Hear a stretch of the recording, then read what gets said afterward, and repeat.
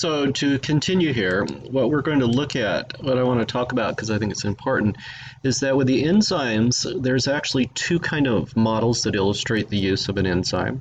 One is referred to as the lock and key model, which is where the substrate, the component in question, could be a fat, it could be a carbohydrate, fits perfectly to the enzyme. And then the enzyme lowers that energy necessary so that it can do its thing, such as break sugars down into its monosaccharide units.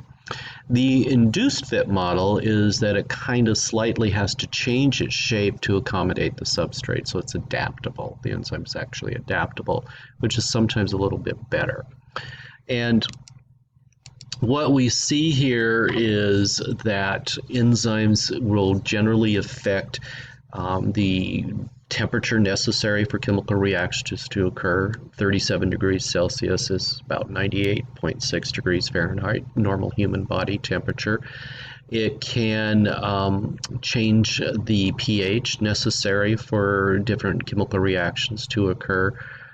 Such as, amylase will work best at a pH of 7, which is in your mouth, versus pepsin, which works best at a pH of 2 in an acid environment in your stomach, whereas trypsin will work better in the intestines, which is more of a basic environment at a pH of 8.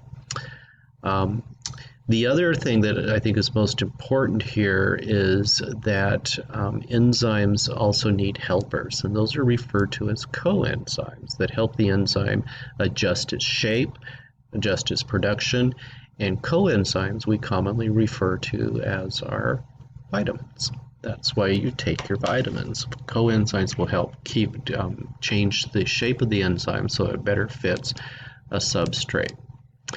And the last thing that I just kind of want to note here, because again, this is a future topic, is that we're going to find all of these different macromolecules in one cellular structure referred to as the cell membrane.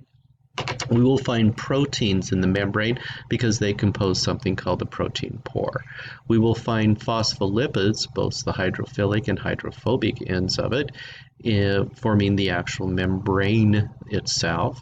You will find different forms of lipids such as cholesterol.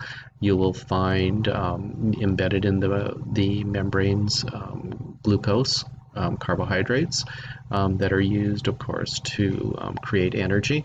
So you need energy for membranes to open and close if they're in an active transport process. So this is just sort of kind of a preview of different things to come.